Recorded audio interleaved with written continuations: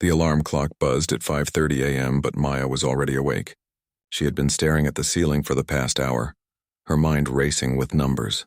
Rent was due in 3 days. The electric bill was overdue, and little Lily needed more diapers and formula. Again, Maya quietly slipped out of her narrow bed, careful not to wake her 6-month-old daughter who was sleeping in a makeshift crib next to her. The crib was actually a large drawer she had pulled out from an old dresser and lined with soft blankets. It wasn't perfect, but it kept Lily safe and close. Their apartment was tiny, just one room with a small kitchen area and a bathroom that barely fit a person. The walls were thin, and she could hear Mrs. Rodriguez next door getting ready for her early shift at the hospital. Maya had been living here for 8 months now, ever since Lily's father decided he wasn't ready to be a dad and disappeared one night, leaving only a note and empty promises. Maya walked to the small window and looked outside. The neighborhood wasn't the nicest, but it was what she could afford on her income. Streetlights flickered, and she could see a few early commuters hurrying to catch buses. In a few hours, she would be one of them. She opened the refrigerator and stared at its contents. Half a gallon of milk that would expire tomorrow, some leftover rice from 2 days ago, a few eggs, and one small container of baby food. She had been stretching every meal, sometimes eating just once a day to make sure Lily had enough formula and food. Maya was only 22, but she felt much older. Before Lily, she had dreams of finishing college and maybe becoming a teacher. She had always been good with kids and loved helping them learn. But life had other plans. When she found out she was pregnant, her boyfriend seemed supportive at first. They made plans together, talked about names, and even looked at bigger apartments. But as her belly grew, he became distant. By the time Lily was born, he was already seeing someone else. Now Maya worked 2 jobs just to survive. During the day, she stocked shelves at a discount store downtown. The pay was minimum wage, and the manager, Mr. Peterson, was not particularly understanding about her situation. If she was even 5 minutes late, he would lecture her about responsibility, never bothering to ask why a young mother might struggle with punctuality when she had to coordinate childcare and public transportation. Her evening job was cleaning offices in the business district. It paid slightly better, but it meant working from 6 p.m. to midnight, which made everything more complicated. She had to find someone to watch Lily during those hours, and reliable babysitters cost money she barely had.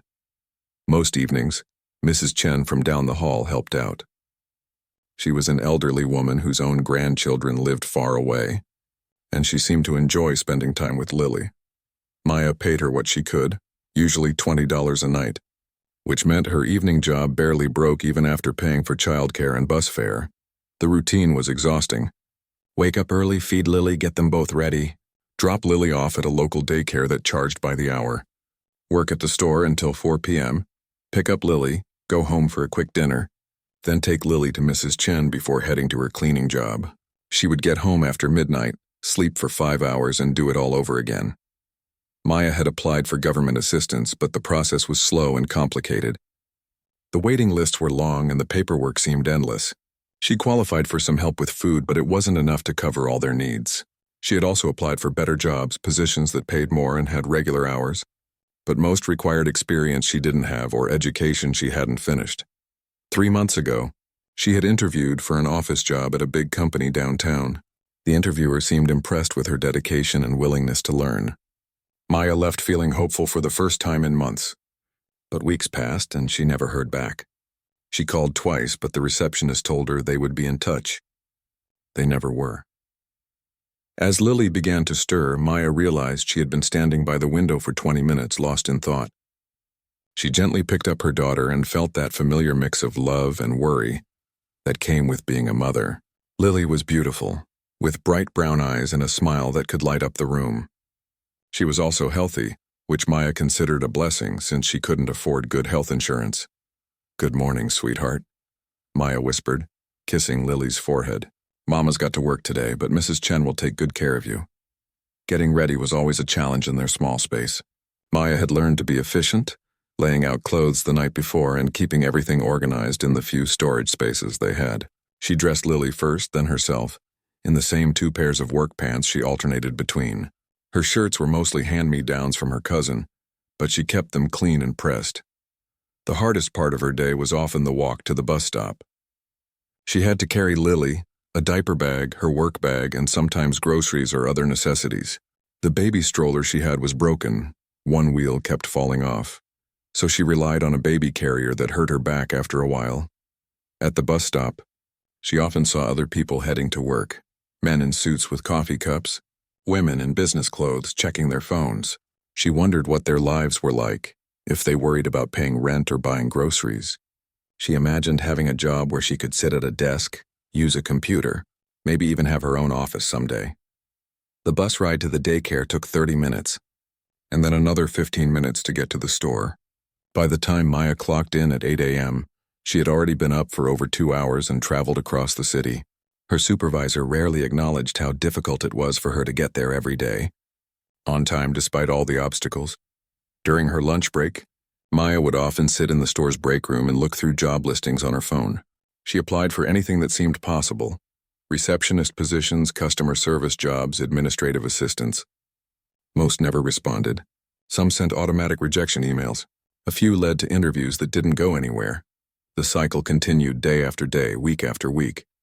Maya kept hoping something would change, that she would catch a break or find an opportunity that would make life easier for her and Lily.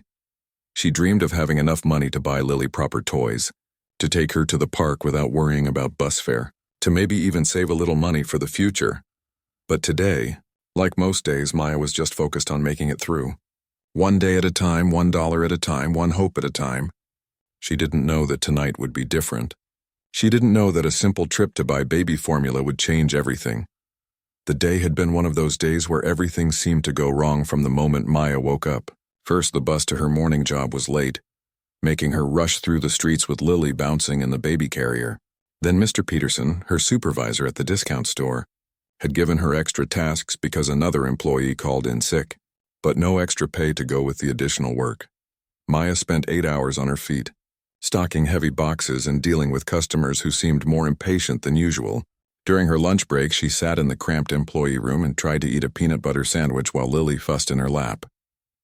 The daycare had called twice, saying Lily seemed extra hungry today, and Maya promised to pick her up as soon as her shift ended.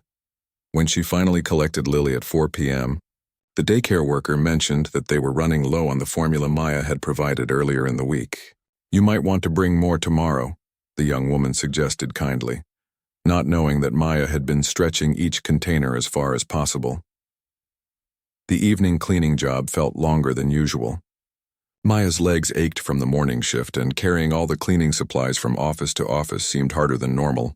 The building she cleaned had fancy offices with leather chairs and expensive coffee machines. Sometimes she wondered what it would be like to work in one of those offices instead of cleaning them.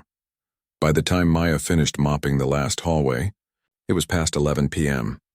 The security guard was reading a book at his desk and barely looked up when she signed out. The elevator took her down to the lobby, and she pushed through the heavy glass doors into the cool night air. Mrs. Chen answered her door before Maya even knocked, as if she had been listening for footsteps in the hallway. "Perfect timing," the elderly woman said with a gentle smile. "Little one just fell asleep about an hour ago." Maya felt grateful but also guilty as she handed over the $20 bill for babysitting. Mrs. Chen had been so patient and kind, but Maya knew that $20 a night was probably less than what professional babysitters charged. Still, it was money she could barely spare. Back in her tiny apartment, Maya carefully laid Lily in the dresser drawer that served as a crib. The baby looked peaceful, her small chest rising and falling steadily. Maya allowed herself a moment to just watch her daughter sleep, feeling that mix of overwhelming love and crushing responsibility that came with being a single mother. The refrigerator hummed loudly in the quiet room as Maya opened it to check what food was left. Not much. Some leftover rice that would probably last one more meal, 3 eggs, and about half a container of baby food that was nearly expired. She had been planning to grocery shopping on Friday after her paycheck, but Friday seemed very far away. Maya opened the cabinet where she kept Lily's formula and felt her heart sink. The container was lighter than she remembered. She shook it gently and heard only a small amount rattling around inside. Enough for maybe 1 bottle, possibly 2 if she was very careful with the measurements. She sat at her small kitchen table and emptied her purse onto the surface. Bills first, a 20, a 10, a 5, and 2 ones. Then she counted the change piece by piece. Quarters, dimes, nickels, and pennies scattered across the table. When she was done counting, she had $41 and some change. It sounded like a decent amount until she started thinking about everything she needed to buy. Maya pulled out her phone and opened the calculator app. Bus fare for tomorrow, $3. Formula, around $25 to $30 depending on which brand and size she could afford. That would leave her with maybe $10 for the next 3 days, which wasn't enough for food for herself, let alone any emergencies that might come up. She could skip meals. She had done it before when money was especially tight, but she was still nursing Lily occasionally, which meant she needed to keep up her own nutrition for her daughter's sake. It was one of those impossible situations where every choice seemed wrong. Maya looked at the clock on her phone. 11:47 p.m. Most stores were closed, but she remembered the corner market stayed open until midnight. The prices there were always higher than the big grocery stores, but it was her only option this late at night. The decision felt urgent now. Lily would wake up hungry in a few hours, and Maya couldn't feed her daughter with empty containers and good intentions. She carefully scooped up all the money from the table and put it back in her purse, then gently lifted Lily and secured her in the baby carrier. The walk to the corner market felt longer in the dark. Maya stayed under the streetlights and walked quickly, aware that carrying a baby made her feel more vulnerable. A few people were still out, someone walking a dog, a couple coming home from dinner, a man waiting at the bus stop with a tired expression she recognized from her own face. The corner market's bright lights and familiar door chime felt welcoming. After the dark streets, Mr. Kim was behind the counter as usual, looking as tired as Maya felt. He nodded hello and went back to organizing cigarette packs behind the register. Maya found the baby section and stared at the formula prices with growing anxiety. The brand she usually bought was $28.99 plus tax. A smaller container was $18.49. There were generic brands for less money, but she had never tried them and worried about switching Lily's nutrition so suddenly. Lily began to stir in the carrier, making small noises that Maya knew meant she was getting hungry. The timing couldn't be worse. Maya grabbed the generic brand formula for $23.99 and headed to the counter, hoping the tax wouldn't push the total too far over her budget. Mr. Kim scanned the container without making conversation. $25.58, he said, looking at his register. Maya began counting out her money carefully. $25 in bills went smoothly. Then she started digging for quarters and dimes, counting them out loud under her breath. 25, 26, 27. She counted twice, then a third time, but the math stayed the same. I'm a few dollars short, Maya said quietly, her face getting hot with embarrassment. Let me see if I have more change. She dumped her purse onto the counter, searching through receipts and tissues for any coins she might have missed. Behind her, she heard the door chime and footsteps as another customer entered the store. Maya's hands shook slightly as she counted her change one more time, knowing the answer wouldn't change but hoping somehow it would.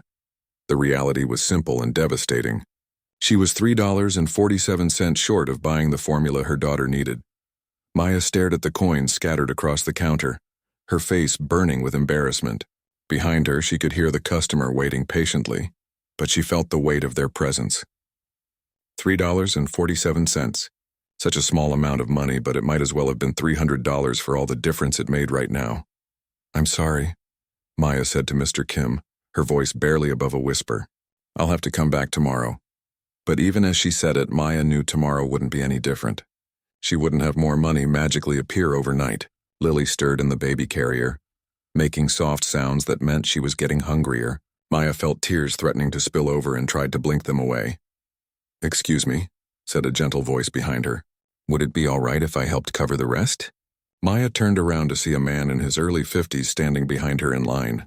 He was wearing jeans and a simple button-down shirt, nothing fancy, but his clothes looked well made. He had kind eyes and graying hair at his temples. In his hands, he held a bag of coffee and what looked like a sandwich wrapped in plastic. Oh no, I couldn't possibly, Maya said quickly, shaking her head. Thank you, but I couldn't accept that. The man stepped closer to the counter and placed a $20 bill next to Maya's scattered change. Please, I insist. I have a daughter myself, and I know how important it is to make sure they have what they need. Mr. Kim looked between Maya and the stranger, waiting to see what would happen. Maya felt overwhelmed by the kindness of this gesture from a complete stranger, but also deeply embarrassed that she needed it. "I don't know what to say," Maya said, tears finally spilling over. "This is so generous, but I feel terrible accepting money from a stranger." "My name is James," the man said with a warm smile. "Now we're not strangers anymore, and honestly, you'd be doing me a favor. I've been having a rough week, and helping someone always makes me feel better." Maya looked at James, then at the formula on the counter, then at Lily, who was starting to fuss more noticeably in the carrier. The practical side of her brain knew she needed to accept this help, but her pride made it difficult. "Are you sure?" Maya asked. "I mean, I could pay you back. I get paid on Friday, and I could meet you somewhere and give you the money back." James waved his hand dismissively. "Absolutely not. This is a gift, no strings attached. Pay it forward someday when you're able to help someone else." Mr. Kim had been watching this exchange with interest, and Maya noticed he looked relieved that a solution had been found. He processed the payment quickly, putting the $20 bill in the register and counting out change for James. "Thank you," Mr. Kim said to James as he handed Maya the bag with her formula. "That was very kind." Maya clutched the bag to her chest, still hardly believing what had just happened. She felt like she should say something more meaningful than just thank you, but the words wouldn't come. Lily began to cry softly, and Maya gently bounced the carrier to try to soothe her. "Your daughter is beautiful," James said, looking at Lily with genuine warmth. "How old is she?" 6 months, Maya replied, wiping her eyes with the back of her hand. "Her name is Lily. She's usually not fussy like this, but she's getting hungry and it's past her bedtime." James nodded understandingly. "The late-night feeding schedule is tough. I remember those days with my daughter. She's grown now, but I still remember feeling exhausted all the time." As they walked toward the door together, Maya found herself wanting to know more about this kind stranger who had just solved her immediate crisis. "Do you live around here?" she asked. "Not exactly," James said. "I was working late tonight and stopped to grab some coffee for the drive home. I live about 20 minutes away in the suburbs." They stepped outside into the cool night air. The street was quieter now, with fewer people around. Maya realized she would need to catch the bus soon to get back home, but she felt like she should stay and talk with James a little longer. His kindness had been so unexpected and so needed. "Can I ask what kind of work you do?" Maya said, shifting Lily to a more comfortable position in the carrier. "I work for a company downtown," James said vaguely. "Business stuff, pretty boring really. What about you? Do you work around here?" Maya laughed, but there wasn't much humor in it. "I work everywhere, it seems like. I have 2 jobs, one at a discount store during the day and I clean offices at night. The office job just ended, which is why I'm out so late with Lily." James looked concerned. 2 jobs must be exhausting, especially with a baby. "Do you have family nearby who can help?" "Not really," Maya said, looking down at Lily, who had calmed down a bit in the fresh air. "It's just me and Lily. Her father left when she was born and my family lives in another state. I have a wonderful neighbor who helps with babysitting, but otherwise we're on our own." "That takes incredible strength," James said, and Maya could tell he meant it. Raising a child alone while working 2 jobs, most people couldn't handle that kind of pressure. Maya felt tears threatening again, but this time they felt different. It had been so long since someone had acknowledged how hard her life was, rather than judging her for her circumstances or offering advice about what she should do differently. "Some days I'm not sure I'm handling it very well," Maya admitted. "Like tonight, not being able to afford baby formula. That's not exactly a parenting success story." "Are you kidding?" James said. "You worked 2 jobs today, picked up your daughter, and came out at midnight to make sure she had food. That's not failure, that's dedication. That's love." They had been standing outside the store for several minutes now, and Maya realized she needed to start heading toward the bus stop. But something about this conversation felt important, like James understood her situation in a way that few people did. "I should probably get going," Maya said reluctantly. "The buses don't run as frequently this late, and I don't want to miss the next one." "Where do you live?" James asked. "Is it far?" "About 15 minutes on the bus," Maya said. "We live in the apartments over on Pine Street."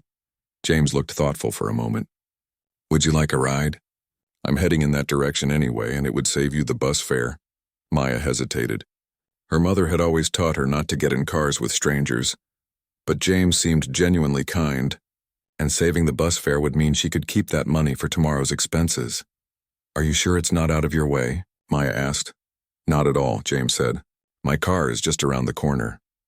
As they walked toward his car, Maya found herself wondering about this mysterious Good Samaritan who had appeared at exactly the right moment. She had no idea that this chance encounter was about to change everything. James's car was a nice sedan, clean and comfortable, but not flashy. As Maya settled into the passenger seat with Lily still in the carrier, she noticed the car smelled faintly of coffee and had a few business papers scattered on the dashboard. Classical music played softly from the radio. "Thank you again for the ride," Maya said, buckling her seatbelt carefully around herself and the baby carrier. "You've been incredibly kind tonight." "It's my pleasure," James said, starting the engine. "Which way to Pine Street?" As they drove through the quiet city streets, Maya found herself relaxing for the first time all day. The car was warm and peaceful, and Lily had finally fallen asleep in the carrier. Streetlights created a gentle rhythm of light and shadow through the windows. "So you said you work 2 jobs, James said, breaking the comfortable silence. "That must be really challenging with a baby. Have you thought about looking for something more stable, maybe with better hours?" Maya let out a small laugh. "I think about it every day. I actually apply for office jobs pretty regularly, but it's hard when you don't have much experience and no college degree. Most places want someone who can start immediately and work normal business hours, which is tough when you're juggling childcare." "What kind of office work interests you?" James asked, turning onto a main street that Maya recognized as being near her neighborhood. "Honestly, almost anything," Maya said. "I'm good with computers, I learn quickly, and I'm reliable. I think I'd be great at customer service or administrative work. I actually had an interview a few months ago that I thought went really well." James glanced over at her with interest. "Oh, how did that go?" "Well, that's the frustrating part," Maya said, shifting Lily slightly in the carrier. "I thought it went great. The interviewer seemed impressed, asked good questions about my availability and willingness to learn. I left feeling hopeful for the first time in months, but then I never heard back." "That's terrible," James said, frowning. "Did you follow up with them?" "I called twice," Maya said. "The receptionist was polite but just said they'd be in touch if they were interested. After a few weeks, I figured they had chosen someone else. It happens a lot, actually. Sometimes I wonder if having a baby makes employers think I won't be dedicated to the job." James was quiet for a moment, seeming to think about something. "Do you remember which company it was?" "Oh yes," Maya said. "It was a big company downtown, Davidson Industries. They were looking for an administrative assistant. The office was beautiful and everyone seemed really professional. I remember thinking how much I'd love to work somewhere like that." James suddenly became very still behind the steering wheel. Maya noticed he had gone quiet and wondered if she had said something wrong. "Davidson Industries," James repeated slowly. "On the 32nd floor of the Meridian building?" "Yes, exactly," Maya said, surprised. "Do you know it? I guess it's a pretty well-known company downtown." James pulled over to the side of the road and put the car in park. Maya looked around, confused because they were still a few blocks from her apartment building. "What's your full name?" James asked, turning to face her with an expression she couldn't quite read. "Maya Rodriguez," she said, feeling a little nervous. "Why, is everything okay?" James ran his hands through his hair and took a deep breath. "Maya, I need to tell you something. My name is James Davidson. I'm the CEO of Davidson Industries." Maya stared at him, not understanding. "I'm sorry, what?" "I own the company you interviewed at," James said quietly. "And I think there's been a terrible mistake." Maya felt like the world had tilted sideways. This kind stranger who had bought her baby formula, who had listened to her struggles with such compassion, was the head of the company that had rejected her months ago. "I don't understand," Maya said, her voice barely a whisper. James pulled out his phone and made a quick call. "This is James Davidson. I need you to pull the files on Maya Rodriguez from our administrative assistant interviews about 3 months ago." "Yes, I'll wait." Maya watched in stunned silence as James waited for whoever was on the other end of the phone. Lily stirred slightly but remained asleep. "What?" James said into the phone, his voice sharp with surprise. "Say that again." "A system error? The application was never processed? She was the top candidate?" "No, nobody contacted her. Maya felt her heart pounding as she listened to one side of this conversation that seemed to be about her life. James ended the call and turned to Maya with an expression of horror and disbelief. "Maya, I am so incredibly sorry. According to my HR director, you were the top candidate for that position. Your interview scores were excellent and they were preparing to offer you the job. But there was a computer system upgrade that week, and somehow your application file got corrupted in the transfer. They thought you had withdrawn from consideration." Maya felt tears welling up in her eyes. "What are you saying?" "I'm saying you should have gotten that job," James said, his voice full of regret. "You should have been working at my company for the past 3 months, earning a good salary with benefits and regular hours. Instead, you've been struggling with 2 part-time jobs because of our mistake." The weight of this revelation hit Maya like a physical blow. 3 months of barely scraping by, of choosing between food and rent, of exhausting herself with 2 jobs while trying to care for Lily alone, all because of a computer error. "Why didn't you tell me?" James asked, though he immediately realized how unfair the question was. "I mean, how could you have told me? You had no way of knowing who I was or reaching me directly." Maya was crying now, overwhelmed by the unfairness of it all. "I needed that job so badly," she said through her tears. "I kept thinking I must have done something wrong in the interview, or that someone else was just more qualified." "You did nothing wrong," James said firmly. "This is entirely our fault. Maya, I want to make this right. That position is still open. We never filled it because we couldn't find anyone as qualified as you were." Maya looked at him through her tears, hardly daring to believe what she was hearing. "Are you serious?" "Completely serious," James said. "The job is yours if you want it. Full benefits, paid vacation, and we have an on-site daycare for employees with children. You could bring Lily to work with you." Maya covered her face with her hands and cried harder, but this time they were tears of relief and overwhelming gratitude. After months of struggling and wondering if things would ever get better, the universe had somehow put the solution right in front of her at a corner store at midnight. "I can't believe this is happening," Maya said, wiping her eyes. "This morning I was worried about how I was going to afford groceries this week." "Well," James said with a gentle smile, "tomorrow is going to be a very different day." 3 weeks later, Maya stood in front of the bathroom mirror in her new apartment, adjusting the collar of a blouse she had bought with her first paycheck. The apartment had 2 bedrooms, a real kitchen, and windows that let in actual sunlight. Lily's nursery had a proper crib, a rocking chair, and enough space for toys that Maya was slowly accumulating. The morning routine felt like a dream compared to her old life. Instead of rushing to catch multiple buses, Maya could walk to the office building where she now worked on the 32nd floor. Instead of leaving Lily with different babysitters at odd hours, she could drop her daughter off at the company daycare just 2 floors below her office. "Ready for another day, sweetheart?" Maya asked Lily, who was babbling happily in her new high chair. The baby had been thriving since they moved. Better nutrition, a consistent schedule, and a less stressed mother had made Lily more content and playful. Maya packed Lily's diaper bag with the good formula, the name brand she had always wanted to buy but couldn't afford. She included extra baby food, toys, and a change of clothes.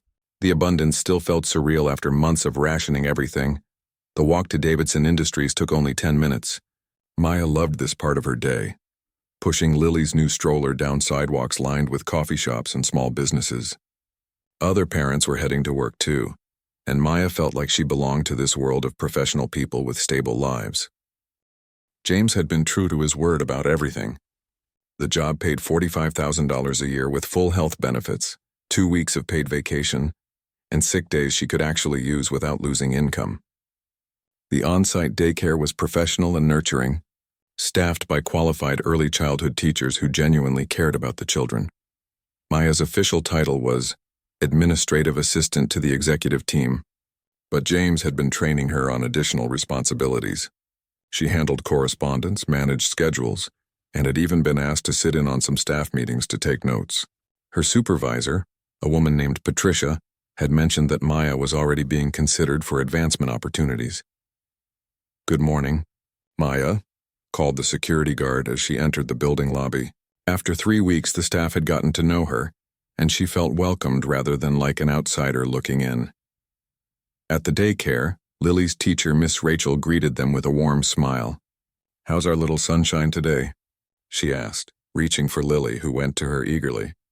Maya had been worried about leaving Lily with strangers, but the transition had been smooth. Lily loved the other children and the educational activities. She slept through the night again, Maya reported happily. I think having a consistent routine is really helping. It helps you too, Miss Rachel observed kindly. You look much more rested than when you first started. Maya knew it was true. Her face had lost the constant strain of exhaustion and worry. She was eating regular meals, sleeping better, and had even started reading books again in her spare time, a luxury she hadn't had in months. Upstairs in the office, Maya settled at her desk near the executive suite. The work challenged her in good ways. She was learning new software programs, handling important phone calls, and managing complex schedules. Her colleagues treated her as a professional equal, asking her opinions and including her in workplace conversations. Around mid-morning, James stopped by her desk. This had become a daily routine, not because he was checking up on her, but because he genuinely cared about how she was adjusting. How are things going? He asked, glancing at the spreadsheet she was working on. Really well, Maya said, looking up from her computer. Patricia asked me to organize the quarterly reports, and I think I found a way to streamline the process. James looked impressed. Show me. Maya explained her organizational system, and James nodded approvingly. That's exactly the kind of innovative thinking we need. Have you considered that you might be ready for more responsibility? I'd love that, Maya said honestly. I feel like I'm just getting started here. We should talk about a development plan for you, James said. Maybe some additional training, possibly college courses that the company could sponsor. Maya felt tears of gratitude welling up, but these were happy tears. 6 months ago, college had seemed impossible. Now James was talking about the company paying for her education. I can't thank you enough for this opportunity, Maya said. Not just the job, but believing in me. You've earned every bit of it, James replied. And Maya, I've been thinking about something. What you went through, falling through the cracks of our system, probably happens to other people too. Would you be interested in helping us develop a better process? Maya was intrigued. What do you mean? I'd like to create a program to help single parents and people facing economic hardship find stable employment. You understand those challenges better than anyone on our management team. Your perspective could help us build something that really works. The idea excited Maya immensely. She thought about all the other mothers she had met at the bus stop, at the discount store, at the late-night corner market. People working multiple jobs, struggling to afford basic necessities, wondering if their situations would ever improve. I would love to be involved in something like that, Maya said. 3 months later, Maya stood in the conference room presenting the pilot program she had helped develop. The Second Chance Initiative would partner with local organizations to identify qualified candidates who might be overlooked by traditional hiring processes. The program included job training, childcare assistance, and mentorship. The presentation went well, and the board approved funding for the program's first year. Maya had been promoted to program coordinator with another salary increase and her own small office. That evening, Maya sat in Lily's nursery, reading a bedtime story while her daughter played with blocks on the carpet. The room was warm and cozy with soft lighting and pictures on the walls. Lily was walking now, chattering constantly and clearly thriving.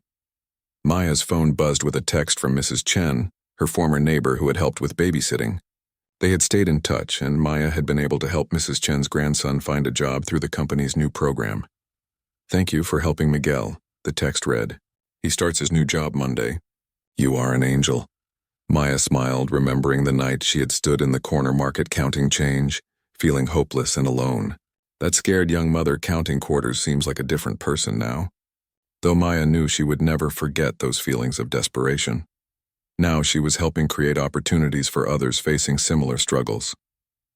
The program had already placed 12 people in stable jobs, and Maya received thank you notes and updates from grateful families. As she tucked Lily into her crib, Maya reflected on how one moment of kindness from a stranger had changed everything. James's willingness to help her buy formula had led to a conversation that revealed a mistake, which led to a job that became a career, which led to a program that was helping entire families. Sweet dreams, baby girl, Maya whispered to Lily. Tomorrow is going to be another beautiful day. And for the first time in a long time, Maya truly believed it.